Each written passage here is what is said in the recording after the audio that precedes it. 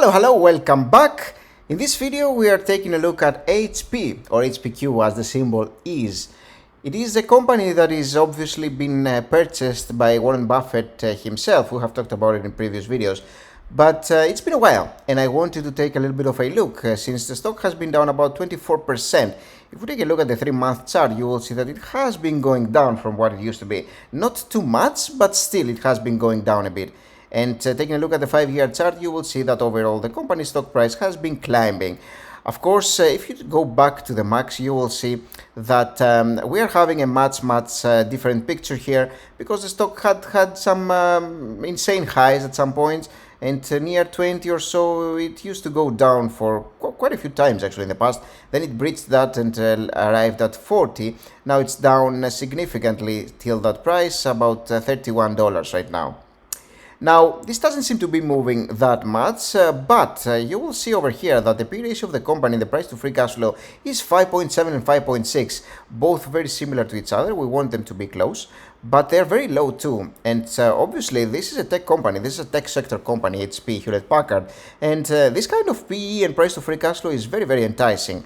This is why probably HPQ has, or HP, have actually bought a lot of shares back. You will see this insane buyback of shares, which I love to see, of course, because it means that the company thinks their stock price is cheap and they are willing to back that by buying more of their shares, actually pretty much taking them away in their treasury, and they're not gonna be traded anymore. This is great for you if you are an owner, because your stock, the stock that you bought some time ago, now is worth more intrinsically. And so overall, eventually, it will happen in the market in terms of its market price at some point. Now, there seems to be a little bit of extra in terms of total liabilities here. We will examine that, but it's not too worrying. The 5-year revenue growth of the company has been stalling a little bit, so it's not a high growth company anymore. It has grown quite some, yet their net income has been growing pretty nicely, along with a free cash flow, a little bit less, but still growing. Total equity growth also a little bit, but it's in the negative, it's in negative territory. It's still growing, but it's in negative territory. This is probably happening because the company is buying back shares like crazy. You'll see here again, almost 40% of buyback share buyback program is absolutely insane in the past 5 years. The company is buying back tons of stock, and so this makes sense why their total equity is down, because that's what happens. You have to spend cash of your own equity in order to do that.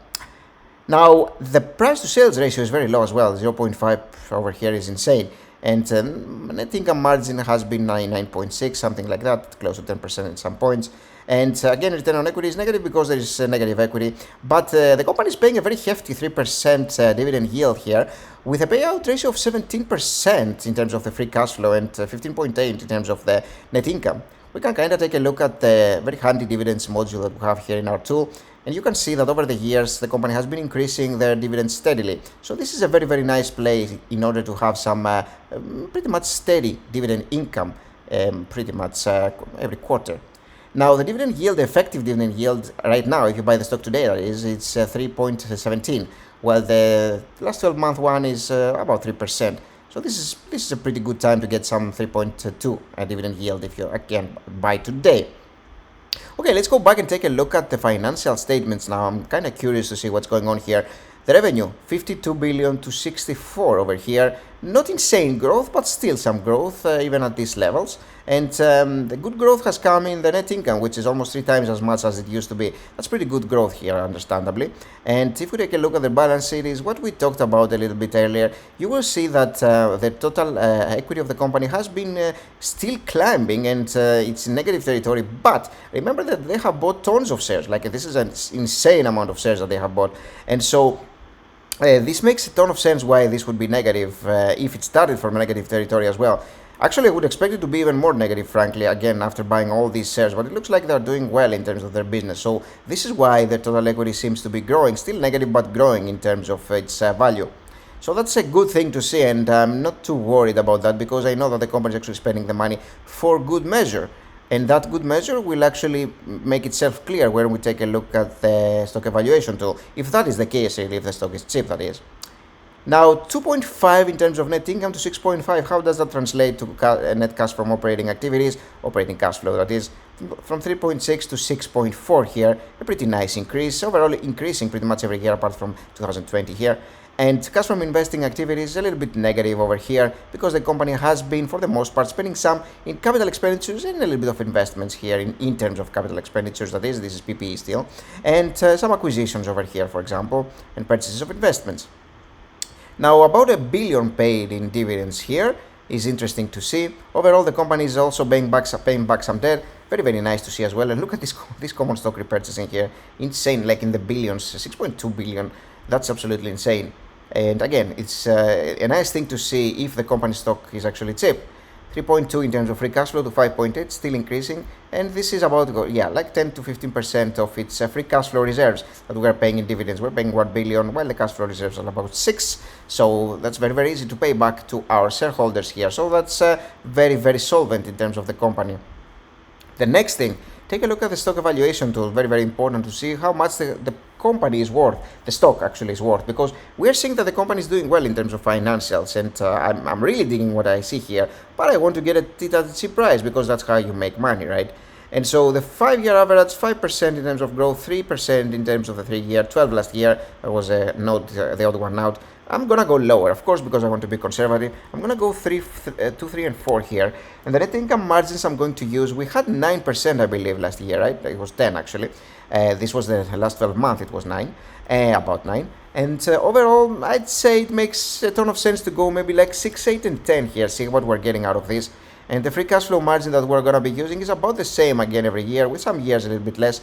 But overall, it seems to be a little bit higher than 100%, although it was 90 last year. I'm actually going to go 90, 100, and 110 here. An annual return of 13% is what I want to make.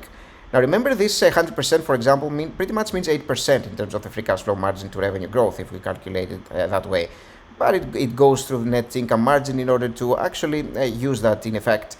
Actually correlate the free cash flow to the net income is what we're doing here. And let's hit calculate, see what we're getting.